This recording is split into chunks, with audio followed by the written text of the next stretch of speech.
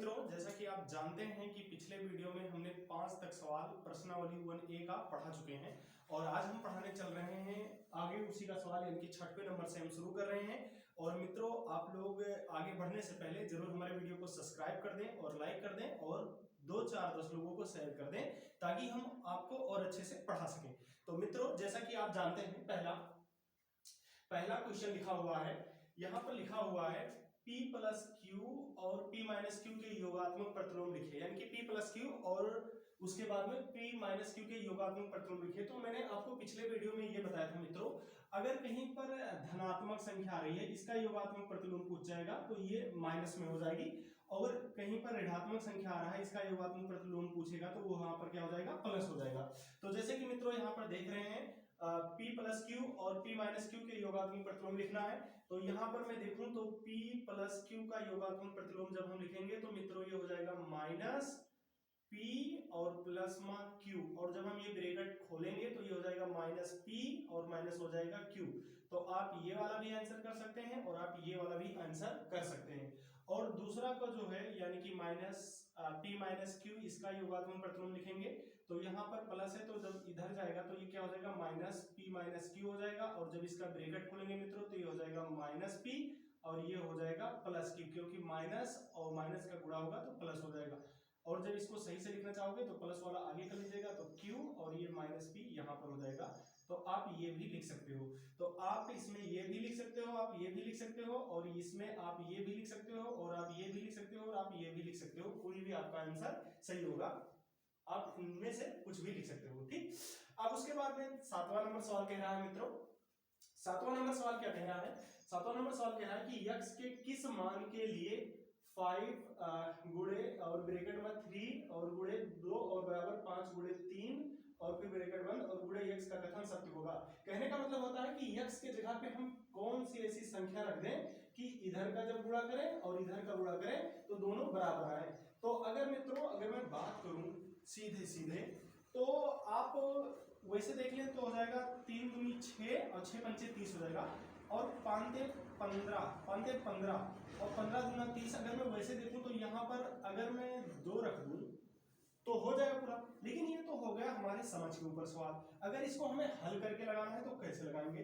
तो देखिए यहाँ पर जैसे आप पढ़े होंगे पहले बोर्ड मास या सब पढ़े होंगे या पहले हल करे होंगे, तो उसमें क्या होता था, पहले जो ब्रैकेट होता था उसको हम हल कर लेते थे। तो यहाँ पर हम कर रहे हैं हल। तो देखिए जैसे ये लिखा है 5 और गुणामा, ब्रैकेट वाला हम पहले हल करेंगे तो 3 दूनी कितना हो जाएगा, 6 हो जाएगा, और बराबर, और इधर ब्रैकेट वाला हम हल कर लेंगे तो 5 कितना हो जाएगा 15, और x लिखा है गुणे में तो आप x ऐसे लिख लेंगे। अब उसके बाद में क्या करेंगे, इन दोनों को गुणा करेंगे भैया, तो 5 हो जाएगा 30 और बराबर यहाँ पर लिखा है 15 और गुणा में x लिखा है तो आप x ही लिख देंगे।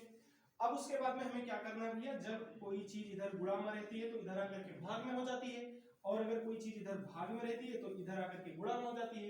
तो यहाँ पर जो 15 हमारा है ये इधर किसमें है, गुणा में है, तो गुणा में है तो इधर आकर के क्या हो जाएगा, भाग में हो जाएगा। तो 15 30/15 हो जाएगा और बराबर x बच जाएगा, और जब इसको काटेंगे 15 का 15, 15 दूना 30, तो x बराबर कितना हो जाएगा, 2 हो जाएगा। तो इसका मतलब मित्रों ये सवाल ऐसे लगेगा, और वैसे में तो आप 2 कर सकते हो, तो इसमें कोई दिक्कत किसी को नहीं होगी। अब चलिए हम 8वें नंबर सवाल पर चलते हैं। 8वां नंबर सवाल कह रहा है पूर्णांकों में ऐसी कौन सी संख्या है, पूर्णांकों में ऐसी कौन सी संख्या है जो स्वयं की योज्य प्रतिलोम होती है। यानी कि पूर्णांक आप जानते हो, तो आप पूर्णांकों में ऐसी संख्या बताइए जो स्वयं की योज्य प्रतिलोम होती है, यानी कि उसका योज्य प्रतिलोम कोई दूसरा नहीं हो सकता। जैसे मान लिया माइनस हमने 1 लिखा तो उसका योज्य प्रतिलोम -1 ही हो, तो ऐसी कौन सी संख्या है। एक्चुअली में -1 है तो नहीं योज्य प्रतिलोम, इसका योज्य प्रतिलोम जो है +1 हो जाएगा, बट ऐसी कौन सी संख्या आपको ढूंढना है जो स्वयं की योज्य प्रतिलोम होती है। तो एक ऐसी संख्या वो केवल शून्य ही है जिस पर ना तो धनात्मक होता है ना तो ऋणात्मक होता है, कोई भी चार्ज जिस पर नहीं होता है। तो शून्य एक ऐसी संख्या है जो स्वयं की योज्यात्मक प्रतिलोम होती है। तो उम्मीद है इतने तक बहुत अच्छे से समझ में आ रहा है। आगे हम बढ़ रहे हैं मित्रों, इसमें कह रहा है 9वां नंबर सवाल, यदि a एक समधन पूर्णांक है, यदि ये एक समधन पूर्णांक है तो बताइए कि संख्या a-1 और a+1 सम है अथवा विषम। तो यहां पर ये कह रहा है कि ये एक समधन पूर्णांक है। इसका मतलब ए जो है ना समधन पूर्णांक, समधन पूर्णांक का मतलब आप जानते हैं या तो भैया आपका ये 2 होगा या 4 होगा या 6 होगा या 8 होगा, और ये बढ़ते हुए कोई भी आपका रख सकते हो इसमें। तो ये कौन सा नंबर सवाल है? 9वां नंबर सवाल है। तो ये कोई समधन पूर्णांक है, तो ये बताइए, इसको सॉल्व करके ये बताइए कि ये सम है अथवा विषम। तो यहाँ पर मित्रों आप सीधा सीधा आप इसको चाहे गुणा करा के रख लीजिएगा, चाहे वैसे रख लीजिएगा। देखिए हम यहाँ पर ए की जगह पर सबसे पहले हम 2 ही रख करके देख लेते हैं। तो ये की जगह पर जब हम 2 रखेंगे तो क्या आएगा, तो यहाँ पर लिखा हुआ है a-1 और ब्रैकेट में क्या हो जाएगा a+1।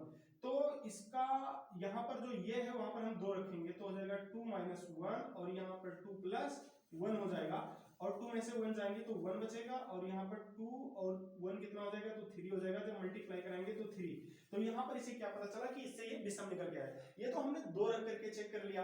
अगर हम मान लिया यहाँ पर 4 रख करके चेक करते तो क्या आता, तो यहाँ पर मैं 4 रख करके अब चेक कर ले रहा हूँ एक बार। तो यहाँ पे मैंने 4 रखा और 4 में से 1 जाएंगे तो 3 बचेगा। यहाँ पे मैंने 4 रखा और 1 हो जाएगा 5, तो गुणा में 5 करेंगे तो 5 से कितना हो जाएगा 15। तो यहाँ पर भी भैया विषम आ गया और यहाँ पर भी विषम आ गया। तो जो यहाँ पर ए होगा ना, एक समधन पूर्णांक है, तो ये इतना संख्या जो निकल के आएगा वो हमारा एक विषम संख्या होगी। क्या होगी? एक विषम संख्या होगी। तो इसमें तो किसी को कोई दिक्कत होगी नहीं। ओके, फिर हम आगे बढ़ते हैं मित्रों। जैसा कि आप नीचे देख रहे हैं लिखा है संख्या रेखा पर 5 और 7 का योग लिखिए। तो संख्या रेखा पर हमें 5 और 7 का योग लिखना है। तो ये बहुत ही आसान है। आप एक कोई संख्या रेखा ले लीजिएगा और उसी पर 5 और 7 का योग लिख लीजिएगा। तो देखिए हम कैसे कर रहे हैं संख्या रेखा पर 5 और 7 का योग। देखिए ये है कोई रेखा और यहाँ पर होता है मित्रों 0 और इधर होता है हमारा 1, उसके बाद में 2, फिर 3, फिर 4, फिर 5, 6 और ऐसे कर करके यहाँ मान लीजिए कहीं 12 है और फिर आ जाता है 13। तो संख्या रेखा पर हमें 5 और 7 का योग लिखना है। तो 5 और 7 का योग लिखना है तो 6 और यहाँ पे रख लीजिए मान लिया 7। तो 7 और 5 जो होता है इसी दोनों का हमें योग लिखना है मित्रों। तो इस दोनों का योग हमें लिखना है। तो ये हो जाएगा 12, यानी कि संख्या रेखा पर 5 और 7 का योग हो जाएगा कितना 12। तो ये ऐसे लिख करके और यहाँ तक रहेगा, यानी कि 5 और +7 बराबर होता है 12। तो आप इसको ऐसे भी लिख सकते हो, यहाँ से लेकर के यहाँ, यानी कि 5 और 7 का योग कितना होता है 12 होता है, यानी कि 12। तो आप यहाँ पे लिख सकते हो। ठीक, तो ये हमारा संख्या रेखा पर जो होता है 5 और 7 का योग आ गया। फिर आगे ग्राह के राय निम्न में कौन सा सत्य है और कौन सा असत्य है। तो इसमें क्या कह रहा है, 2 धन अभाज्य पूर्णांकों का गुणन सदैव अभाज्य होता है। जो 2 धन अभाज्य का मतलब होता है यानी कि वो प्लस में रहे और दोनों धन रहे, तो 2 धन अभाज्य। तो देखिए 3 जो है अभाज्य है और फिर 5 भी अभाज्य है, और इसका गुणन मतलब गुणा करें तो 5 से 15 होता है। तो सदैव अभाज्य रहता है। क्या ये सदैव अभाज्य रहता है? तो 15 भैया अभाज्य नहीं है, ये भाज्य है। तो ये हमारा हो जाएगा भैया असत्य, यानी कि गलत। फिर आगे सवाल क्या कह रहा है, 2 धन अभाज्य पूर्णांकों का योग, 2 धन अभाज्य पूर्णांकों का योग सदैव अभाज्य होता है। 2 धन अभाज्य कोई ले ले, मान लिया आप 7 ले लीजिएगा और प्लस क्या ले लीजिएगा आप 11। ये दोनों धन अभाज्य संख्या है और इनका योग जो होता है कह रहा है कि सदैव अभाज्य होता है। तो नहीं, सदैव अभाज्य नहीं होता है। क्यों? क्योंकि यहाँ पर 11 और 7 कितना हो जाएगा 18 हो जाएगा, यानी कि 18 हो जाएगा। और ये हमारा क्या है, ये हमारा जो है वो भाज्य संख्या है। तो ये क्या हो जाएगा मित्रों, ये हमारा क्या हो जाएगा मित्रों, 2 धन अभाज्य पूर्णांकों का योग क्या हो जाएगा सदैव अभाज्य हो जाएगा। तो ये हमारा अभाज्य नहीं है भैया, ये भाज्य है। तो ये भी हमारा क्या हो जाएगा गलत। तो मित्रों यहाँ तक आप पढ़ लिए हैं। आगे पढ़ने के लिए हमारे YouTube चैनल से जरूर जुड़े रहें। फिर हम आते हैं आगे, इसी के आगे जो सवाल बचे हैं उसको कराएंगे। तब तक के लिए जय हिंद, जय भारत।